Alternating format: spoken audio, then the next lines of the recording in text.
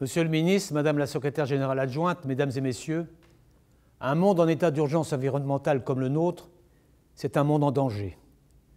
Danger tout d'abord pour notre planète, pour la biodiversité et pour la préservation des espèces animales. Danger aussi pour la santé humaine et au fond pour nos existences dans toutes leurs dimensions. Danger enfin pour l'équilibre de nos sociétés et pour la stabilité internationale. C'est un monde toujours sur la brèche, où tout peut basculer d'un instant à l'autre.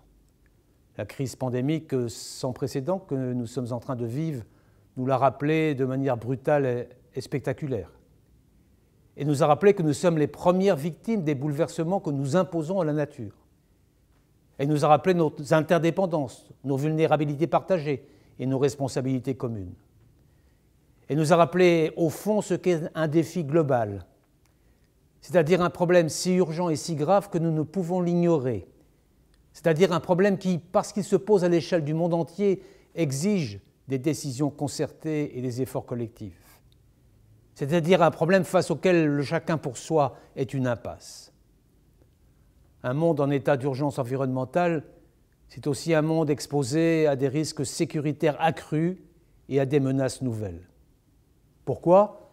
Parce que les catastrophes climatiques entraînent des catastrophes humanitaires, des situations de pénurie alimentaire, des chocs économiques, sociaux, démographiques, et parce que tous ces règlements concourent à créer ou à accentuer un climat de tension lui-même propice à toutes les crises, tous les conflits, toutes les escalades. C'est pourquoi je tenais par ce message à participer, mon cher Heiko, à cette conférence extrêmement utile et à vous faire part de 3 convictions.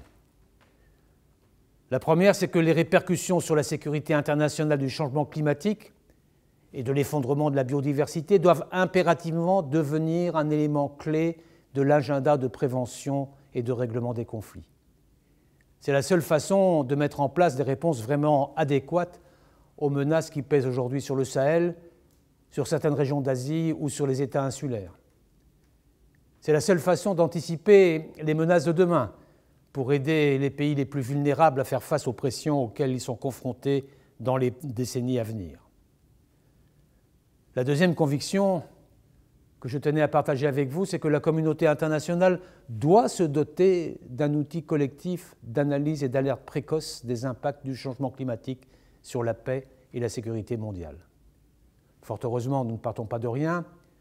Grâce aux travaux des think tanks, des États, des différentes agences des Nations Unies, nous disposons de nombreuses données. Ce qu'il faut maintenant, c'est les ressaisir et leur donner sens à partir d'un point focal pour éviter la dispersion des efforts et leur donner l'écho qu'elles méritent. Voilà pourquoi, aux côtés de l'Allemagne et de plusieurs de ses partenaires, la France souhaite que le secrétaire général des Nations Unies puisse présenter tous les 2 ans un rapport sur cette question devant l'Assemblée générale et le Conseil de sécurité. Un rapport qui donnerait non seulement une évaluation et une analyse précise de ces risques spécifiques, mais formulerait aussi des recommandations d'action. Car, et c'est mon 3e point, il ne suffit pas de constater, il faut encore agir, et agir au plus vite. C'est sur cette exigence tout à fait cruciale que je voudrais conclure. Quand nous parlons de l'impact du changement climatique sur la sécurité internationale, nous ne sommes pas en train de spéculer sur un avenir lointain. C'est du présent que nous parlons. Car en dépit des quelques progrès déjà réalisés ici ou là dans la réduction des émissions de gaz à effet de serre, les températures ont déjà augmenté dans le monde entier. C'est un fait établi que nous devons regarder en face et dont nous devons tirer toutes les conséquences.